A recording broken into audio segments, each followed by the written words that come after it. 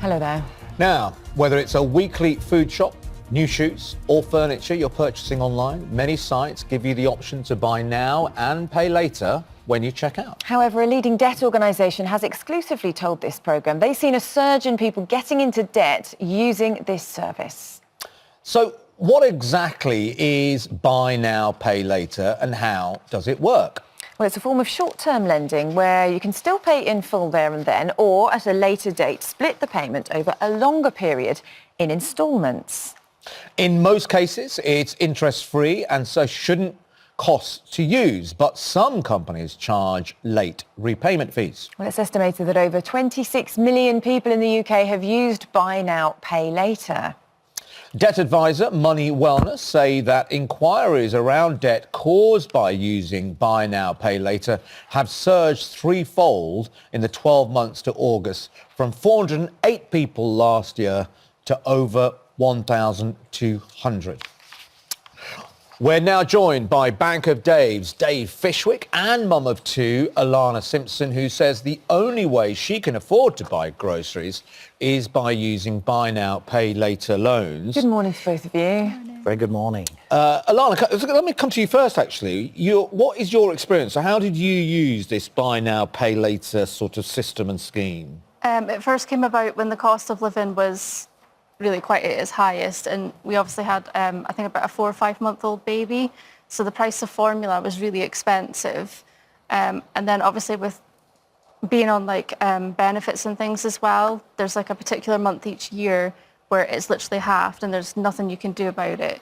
So we were really struggling to get food, and that's at the time when we realised that we could actually use something like that, and that's when it started. So it's offering you the option to then stagger those payments rather than pay it in one lump sum.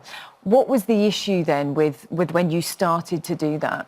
It becomes a very kind of vicious cycle of paying, and then obviously if you miss a payment, you get a late payment fee. But then also it's the fact that if you miss a payment, you can't use it until you've paid off that payment. So it just builds up and builds up. So even though it's great at the time, it's just constant all the time. Dave, there'll be a lot of people at home right now who will have used these schemes, or at least we've seen them. I wasn't aware of it. I remember now, actually, you go to checkout, you see that. It's there. It's so easy to click and be part of this scheme. There were people at home now struggling with money, thinking, is this a good thing to do? What's wrong with it? Where do people slightly go wrong? Because on paper, it feels like, well, this is quite a good thing, isn't it? And a lot of people probably will be using it in the right way. Do you know what? It's a brilliant question. The buy now, pay later industry. Thanks. hope the editor recognised that. Yeah. Big tick for you there, Thanks very well much. done. Thank you. Yeah. I mean, to be honest, the buy now, pay later industry, it really does need regulating. I mean, for some people, if you take a loan for 3 months and pay it back immediately after the third month, it don't cost anything. So people think, oh, I'll have a bit of that. The problem is, if you need the money in the first place, what chances are you going to be paying it off? I've actually had people call me at Birmingham Savings and Loans and ask me for a loan for baby milk, similar to what you have. And what the buy now, pay later industry really needs is the FCA regulating customers. So the FCA, by regulating these industries, customers then have got somewhere to complain. We need affordability checks. All regulated businesses need to do affordability checks. Now, what that means is they look to see if you can afford it. Do you have a job? Do you earn enough money? Can you really afford to buy that? Now, Consumer Duty come out recently, which is a new FCA regulation. These buy now, pay later companies don't have to adhere to Consumer Duty at the moment, treating customers fairly, TCFs. Okay, Well, we so just have to say, apparently we've got to be fair here, because some companies are FCA regulated and they are following the rules. They're doing everything proper, but I suppose not all of them. Some No, of them. that's right. Some of the big ones, they just advertise whatever they do. They don't think about what they're advertising. Now, there's FSMA rules, which means that when you do advertise something like a buy now, pay later, you don't have to put all the terms and conditions on because you're not regulated. And then you've not got Section 75 protection. So when you go along with a credit card and you buy something, normally, you then have joint liability with the credit card company. Where if you buy something with a buy now, pay later, you have no protection. So I've been speaking to ministers. We really do need this thing regulated. They're asking for regulation, all these companies, but I'm not sure they really want it. Just to be clear, so the government has now launched a consultation on proposals. They're going to aim to bring buy now, pay later companies under the supervision of the Financial Conduct Authority and apply the Consumer Credit Act. So the aim is that that's where it's heading to. So, if people do want to use this type of payment scheme, then at least the companies involved will all be regulated. Do you know what? The poor always seem to pay more. And myself, Kate Hemingway and Carl Hem here at GMB have been looking into this for months, and we've met lots of people like yourself, and they just seem to end up with the tough end of the stick. They end up having to pay more, where people who use this system and have it for 3 months and then pay it back, it is good for them.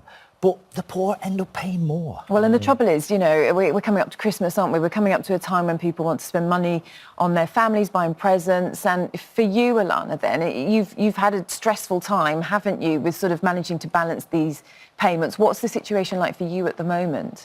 So obviously being disabled and things like I can't physically go out and work. And then work opportunities are obviously very slim for people like myself. And then obviously having 2 children.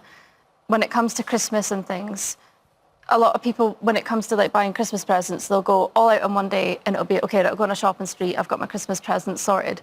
But for me, I have to continuously buy little bits throughout the year, even with the buy now, pay laters, just so I can afford to be able to give people Christmas presents like, my son. And are you able to manage the situation that you've got with the debts that you've had from the buy now, pay later schemes? How stressful has all of that been for you? It can be quite stressful. So sometimes it'll be fine and money will be, because I know what I'm paying and, I might have like a better month where I don't need as much. But then the next month might come along and say, for example, if I'm running out of formula, nappies, the kids need new clothes, that month is then going to impact the month after because then I've got more to pay So back. it can have a snowball effect. I mean, Dave, this regulation, the trouble is, even if it does come in, won't be till 2026, That's will the it? problem. In the meantime, as I said, we've got Christmas coming. It's a really difficult time for people, isn't it? What can they do? It always affects the poor and vulnerable, and that's what worries me. We need a net for people to fall on, to bounce back up into society and contribute to society. I met a lady called Janelle who borrowed £600, as you'll see in the news, and it ended up being £6,000. And she only borrowed it to buy shoes and school uniforms and food for her children. She's a nurse, It's not just people on benefits that are borrowing these loans. So you need to get as much help as you can. If you're in trouble, you need to go to the lender and you need to say, look, I'd like you to freeze the payments. I'd like you to extend the loan with smaller payments. I'd like you to take a look and do anything you can. You can go like the Money Wellness Centre that I visited that you'll see in the news on your programme with Kate. You can go to places like that. That is brilliant. They've hundreds of people there that are on the phone helping you. There's billions of pounds of help available. And it's out there. You've just got to get online, make that phone call and really push because that's where the change starts. I mean, you look at what the underlying cause is, and it's clear that there's a lot of people that need money, and we've got a poverty issue in this country. I don't think we've quite realised how bad it is for people, and a lot of people who've still got jobs but just earning not enough money. I mean, you must see it all the time, Dave. People that you wouldn't have imagined are in debt are getting into debt. Well, I think one of the shocking ones. I mean, I've had people write to me for money for IVF treatment, because the big banks wouldn't lend them the money for IVF because they said there's nothing we can take back. And I was like, this is a child, that's how bad this has got. There's a local school wrote to me.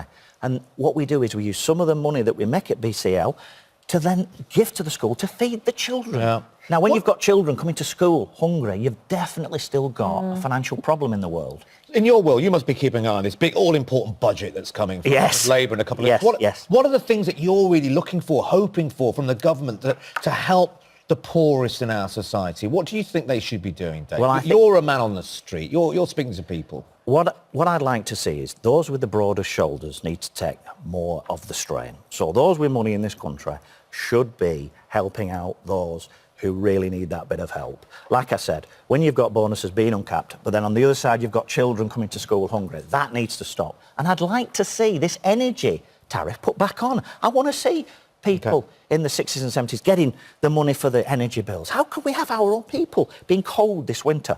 If people are borrowing money at 45 and 50 of these loans, some of them have got 50 loans. If people are doing that just to pay for food for the children, the world's gone bonkers. That needs to change. Situation, is it? Dave, thank you very much. And Alana, thank you for coming in to share your story with us this morning. We do appreciate it. And just to say, if you have been affected by any of the issues we've been discussing, then you can always find advice and support at itv.com/helplines.